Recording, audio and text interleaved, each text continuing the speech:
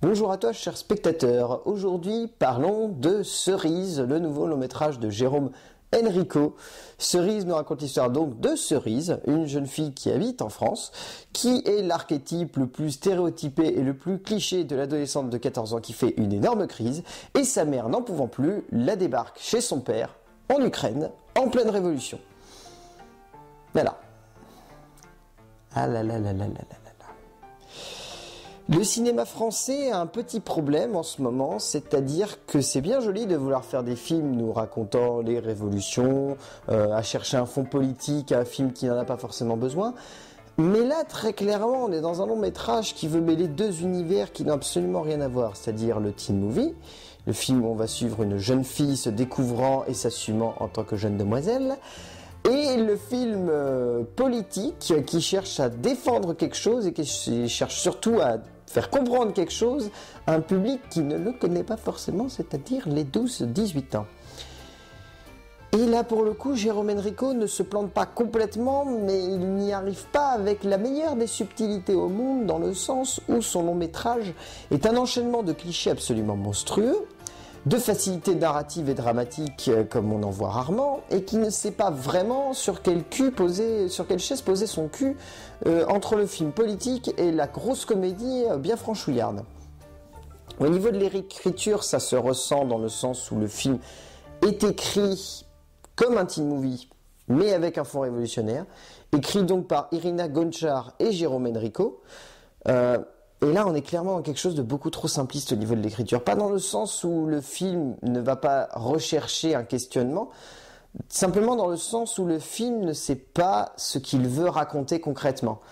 On a une première partie où on a vraiment la sensation de se plonger dans le teen movie et le choc des cultures, et une deuxième partie où le film voudrait mêler un pseudo-fond politique dans le sens où le père va se faire kidnapper et la jeune fille va devoir accepter les révolutions pour les embrasser, pour arriver à aider le pays à évoluer. Enfin, c'est assez compliqué. Et puis l'énorme problème du film réside surtout dans l'écriture des personnages. Autant sur Paulette, le premier long métrage de Jérôme Enrico, on pouvait lui pardonner les facilités parce que c'était de la grosse parodie. Il fallait bien le reconnaître, c'était la grosse parodie des Stone Movies. Mais là, on peut pas lui pardonner parce que le teen movie, c'est un genre qui est tellement codé que tu te dois de respecter les adolescents. Et là, il leur porte aucun respect, Jérôme Enrico. Dans le sens où les adolescents sont soit des filles qui s'habillent en pétasses et qui sont insupportables, soit des petits binoclards qui vont aller voir du Godard et qui vont être obsédés uniquement par lire du Dumas.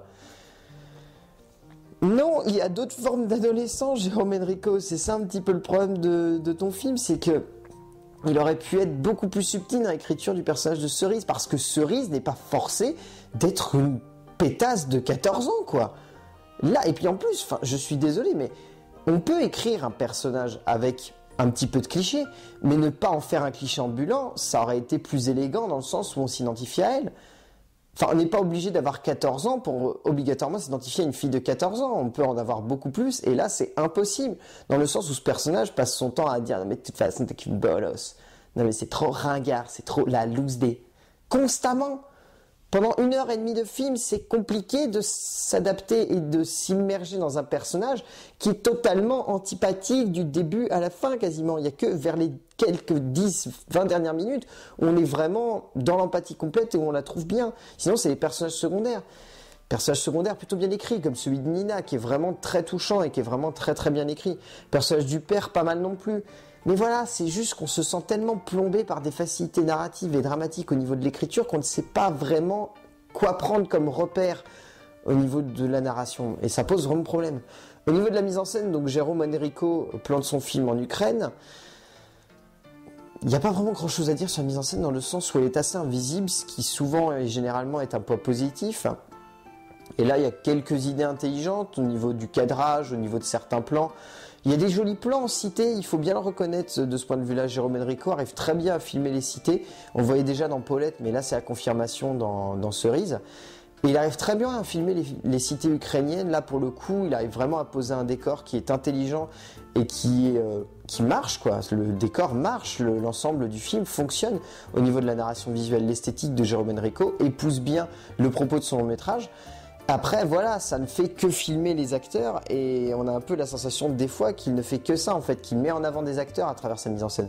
Ce qui peut être un point positif, mais là sonne un petit peu comme un point négatif. C'est vraiment dommage parce qu'il y a des idées au niveau de la création esthétique qui se remarquent et qui sont intéressants.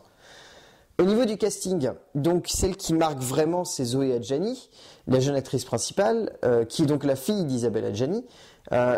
Qui est très jolie, il faut bien l'avouer, elle est vraiment très très jolie, Zoé Adjani, et qui est très intéressante au niveau de son interprétation, dans le sens où son personnage est écrit cliché, est écrit de manière cliché, stéréotypée, etc. Ça le mettons de l'autre côté. Au niveau de la manière dont elle l'interprète, elle arrive à l'interpréter avec une grande subtilité, une très jolie élégance, et ça rend vraiment bien dans ce sens-là. Le film rend vraiment bien, grâce à elle, parce qu'elle porte littéralement le film, et donc c'est elle un petit peu qui sauve les meubles une bonne partie du temps.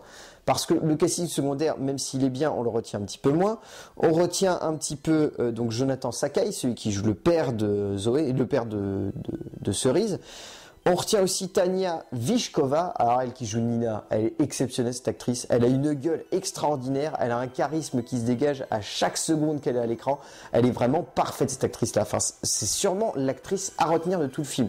Vyshkova, elle est vraiment parfaite quoi. Elle est vraiment super élégante, elle arrive à imposer une présence qui se capte dès les premières minutes à l'écran, c'est vraiment très très bien fait de ce point de vue-là. Donc oui, Cerise dans son ensemble est un film très imparfait, un film qui manque énormément de profondeur, énormément de recherche, qui a un personnage principal qui est très très mal écrit, qui a pourtant des idées derrière et une interprète principale vraiment hallucinante, mais qui n'arrive pas totalement à convaincre dans son ensemble, c'est ça qui est un petit peu dommage. Donc oui, Cerise de Jérôme Enrico, c'est pas forcément le film à voir en salle, même pour les ados, il y a des films qui vous respectent beaucoup mieux, donc allez voir d'autres films, ça vaut largement le coup. Celui-là, c'est vraiment si vous avez rien d'autre à voir. A plus!